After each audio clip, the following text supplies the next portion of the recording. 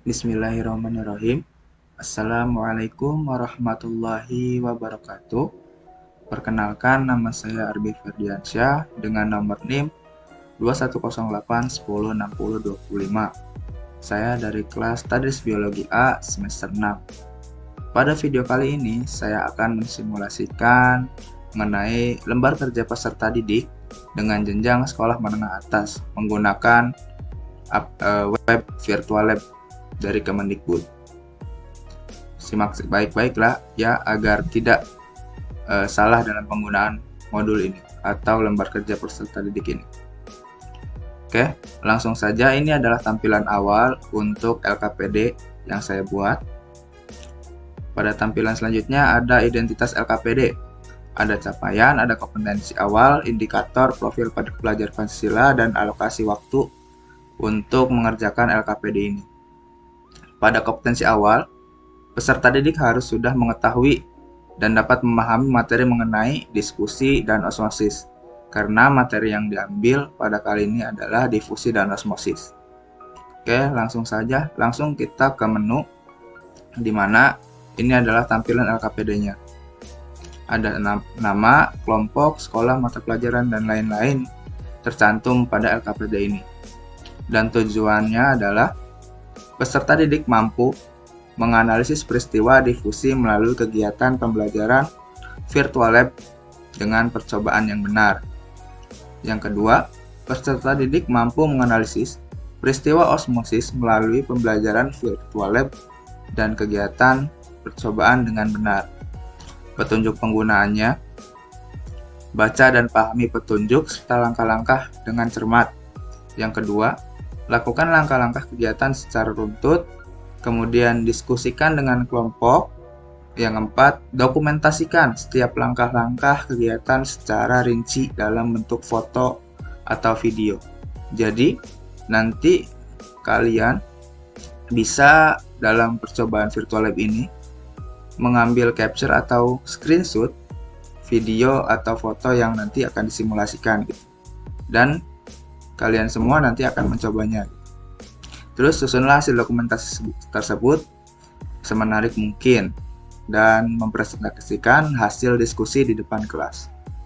Oke, pada tampilan selanjutnya yaitu ada dasar teori mengenai difusi dan osmosis. Difusi adalah peristiwa pemindahan molekul suatu zat dari larutan berkonsentrasi tinggi ke larutan yang berkonsentrasi rendah. Pada peristiwa difusi ini, saya ambil salah satu contoh peristiwanya yaitu tentang teh celup. Pasti kalian semua pernah mendengarkan hal peristiwa seperti teh celup ini. Pada saat teh celup dimasukkan ke dalam air, maka air yang tadinya bening akan berubah warna menjadi merah bata atau merah kehitaman. Karena hal itu disebabkan adanya teh celup yang sudah dimasukkan dalam air tersebut. Pokoknya kalian bisa baca di sini mengenai dasar-dasar teori daripada difusi dan osmosis dan pengaruhnya. Di sini juga ada osmosis. Osmosis ini kebalikan daripada difusi, yaitu suatu perpindahan molekul atau zat yang terkandung dalam pelarut dari bagian yang berkonsentrasi rendah atau hipotonik ke bagian yang konsentrasi lebih tinggi atau hipertonik dan melalui membran semipermeabel. Mungkin seperti itu daripada penjelasan awal difusi dan osmosis. Di sini banyak sekali, bisa dibaca sendiri sebagai bekal kalian juga nanti untuk mengikuti arahan-arahan untuk penggunaan virtual lab ini.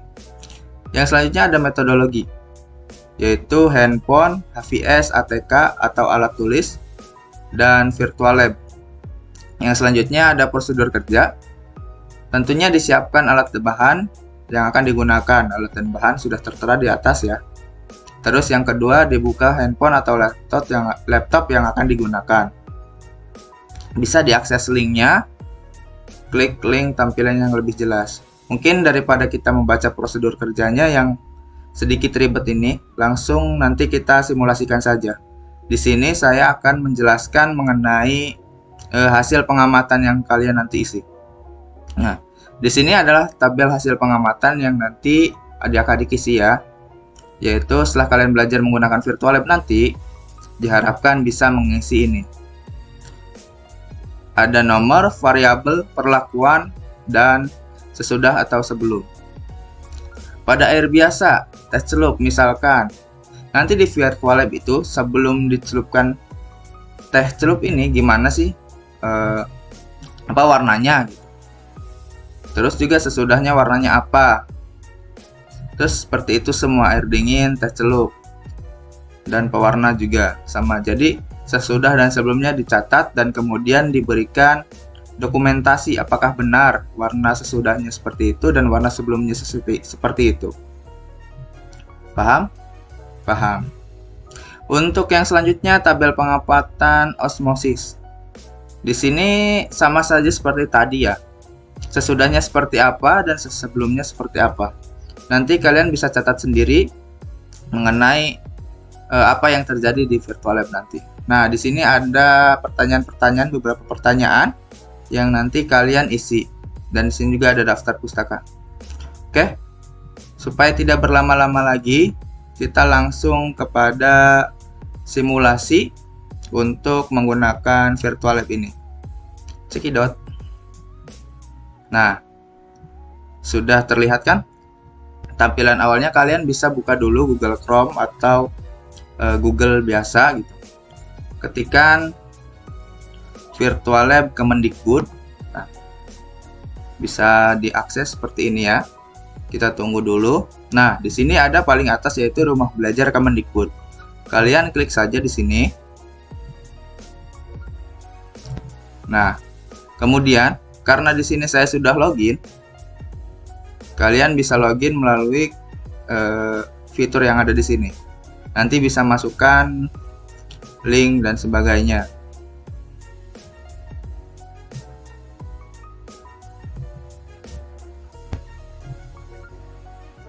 Masuk kita, tadi kan beranda ya, kita diklik ada daftar konten. Nah, kalian bisa klik daftar konten ini.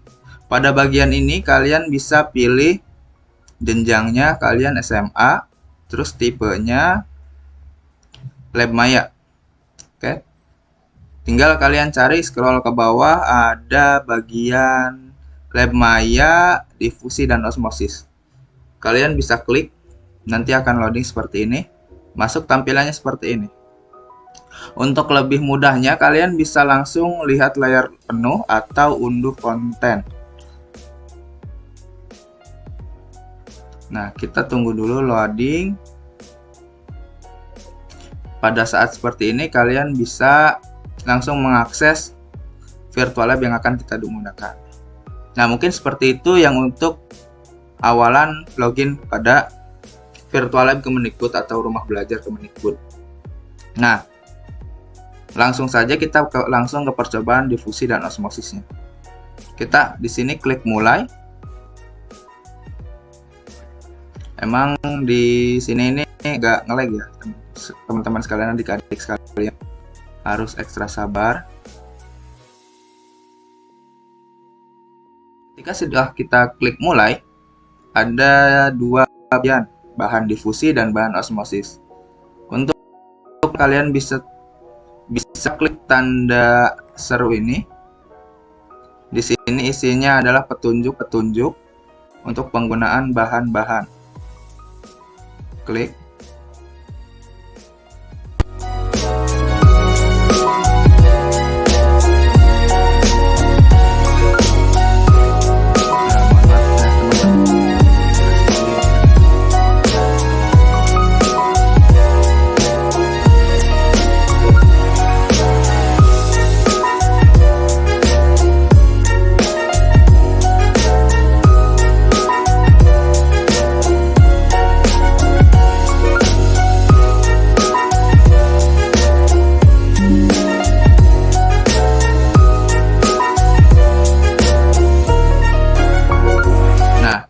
Sudah bisa kembali, kita bisa klik tanda seru yang ada di sini.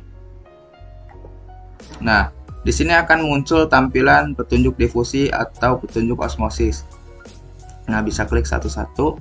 Nah, ini adalah percobaan alat dan bahan dan prosedur kerja. Terus bisa klik osmosis juga. Pokoknya seperti itu. Sebelum kalian melakukan langkah-langkah, bisa klik ini dulu. Oke, kita langsung ke difusi. Nah, ketika klik bahan difusi, semua alat-alatnya bisa muncul. Kita taruh 3 tabung atau gelas ukur, dan kita taruh beberapa air yang sudah ada di atas. Nah, seperti ini ya adik-adik sekalian. Yang pertama itu teh celup. Kita celupkan semua teh celup pada masing-masing gelas. Nah, sebelum kalian menyelupkan teh ini, kalian harus tahu dulu, mendokumentasikan apa sebelum dicelupkan teh ini dan sesudahnya seperti apa warnanya. Nah, mungkin seperti ini ya hasilnya ya sesudah dicelupkan.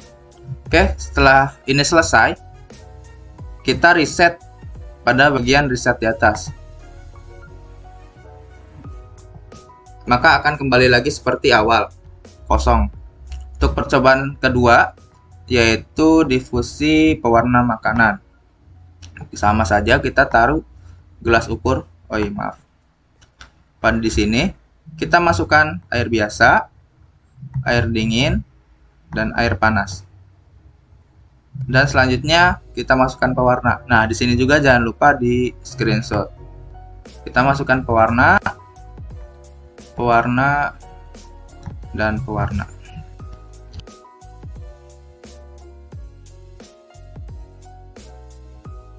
Perubahannya sesudah memasukkan pewarna.